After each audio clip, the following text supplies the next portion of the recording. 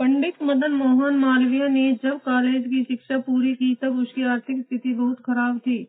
शिक्षक की नौकरी में वेतन बहुत कम था, फिर भी उन्हें वह नौकरी करनी पड़ी।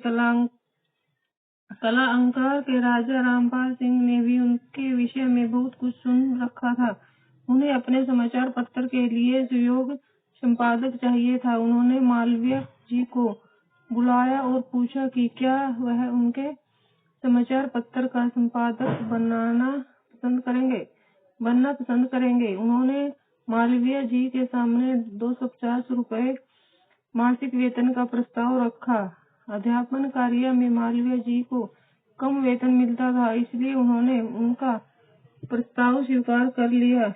परंतु एक समस्या थी कि राजा शराब के आदी थे और मालवीय जी को शराब से चीड़ थी। उन्होंने कहा, मैं संपादन कार्य जरूर करूंगा, परंतु मेरी शर्त यह है कि जब आप नशे में हो तो कृपया मेरे पास न आए। राजा ने हामी भर दी।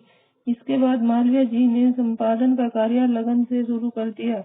एक दिन राजा साहब नशे में अपनी शर्त भूल गए और मालवीय जी के कार्यालय में जा पहुंचे। मालवीय जी ने तुरंत अपना त्याग पत्र दे दिया।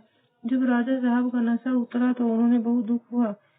उन्होंने मालवीय जी से क्षमा चयन की, परंतु मालवीय जी बोले, मैं क्षमा करने से अधिक अपने आदर्श को मानता हूँ, अतः मैं अब आपके यहाँ कार्य नहीं कर सकता।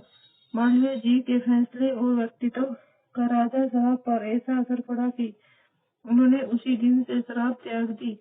इतना ही नहीं, मालवीय जी के इस फैसले से किसी तरह का आर्थिक नुकसान न हो, यह सुनिश्चित करने के लिए राजा साहब वेतन के बराबर राशि उन्हें वकालत पढ़ने के लिए छात्रवृत्ति के रूप में देने लगे।